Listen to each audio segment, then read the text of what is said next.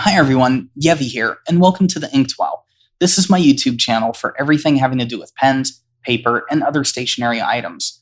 Now, I was going to start off this channel with one of my fancy pens or some paper or one of my other inks, but as I was writing my letters back and forth to my pen pals, I actually had one of the inks provided to me by Pen Chalet catch my eye, and that was Krishna Moonview. Now, quick disclaimer before we talk about the ink. Yes, I just mentioned Pen Chalet. They are sponsoring this endeavor from the very beginning. So on top of the items that I purchased from Pen Chalet, which I've been doing for over a year now, there will now be items either provided for review or provided for giveaway. Is that going to change my honesty? No. I'm still really blunt when it comes to that stuff. But I wanted you guys to know so you could trust my honesty and integrity going forward and know that what I'm telling you is actually me. Because there's not really a filter here. But enough about what's going on. Let's go ahead and talk about the ink. So, Krishna was founded as a hobbyist expansion by Dr. Sri Kumar in Palakkad, India to provide a quality stationery experience for his home country. And what he does is very close to his heart. It's a family affair. It's just him, his family, and his mentor working on his pens and inks. Now, you can go see his work over at krishnapens.in, and you can actually see what he's got coming down the pipeline, what he's done, as well as a treasure trove of information about his pens and his inks. Also, seriously, take a look at his pens. I'm kind of unsure about the conversion rate between Indian money and US dollar, but the prices did look really good. Now, let's go ahead and take a look at Krishna Moonview, and for that, let's go ahead and switch camera angles. Krishna inks come in these little 20 ml bottles ranging from $8 for the regular line to $9 for the Iron Gall inks and the Super Sheeners.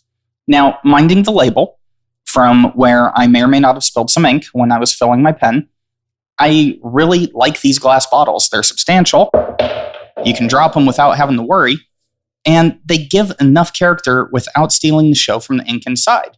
Looking at you noodlers. Now, enough with the bottle though. As you can see, Moonview is a deep, rich blue with just the right amount of red sheen to give it character. If you write with a drier nib like a Sailor Fine, you may not notice the sheen at all. But if you write with a gusher like the Regalia Writing Labs Epilogue nib that I wrote this review with, then you're definitely going to notice the sheen as it starts to dry.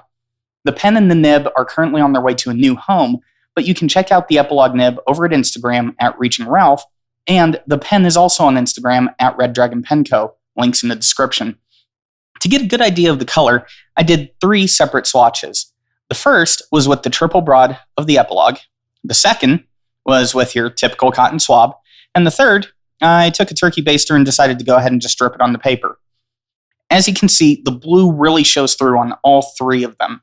But when you look at the nib swatch and you look at the drip swatch, you can really see that sheen coming through. Like, you could even see it before the ink was completely dry. It's just like, okay, I'm going to have some red sheen, and you're just going to get used to it. Now, I did notice with this ink that the dry time tended to be a little bit longer than expected. You can see here that we've got a lot of smudging from 1 to 5 seconds, and then at 10 seconds it starts to behave. In a business situation, 10 seconds is a little too long. I need to be able to write something down and close my notebook and move on. So I don't want to have to worry about blotter paper while I'm carrying it.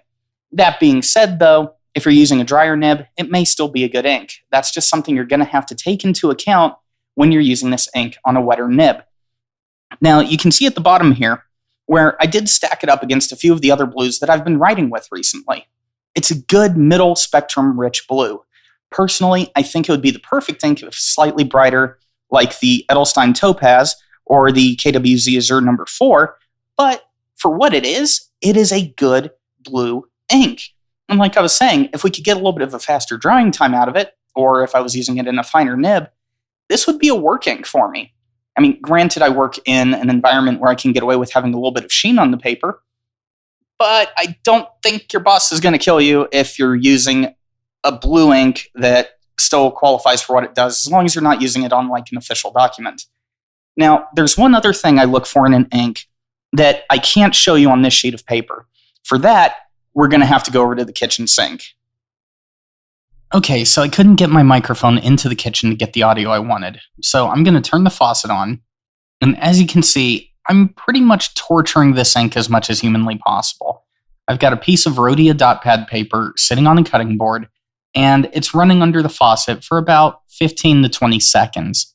This is so I can mimic worst case scenario, like when I had horizontal rain flood my messenger bag when I was leaving work one day. It destroyed everything. None of the notebooks were salvageable. As you can see from the Krishna ink here, all the parts that were laid on pretty thick are still legible to an extent. The finer parts that would be written with a normal pen, you may have a little bit of issue. But overall, for an ink that doesn't tout itself to be waterproof, I'd say it held up pretty good. So there you have my review of Krishna Moonview. If you want to give the ink a try, head on over to penchalet.com, click on the radio podcast link at the top of the page, and then enter Inktwell in How You Heard About Them to unlock an even better price on an already amazingly priced ink. You can find me over on Twitter and Instagram at the Inktwell, and you can also find us at floor3media.com/Inktwell. Thank you for watching. See you next time.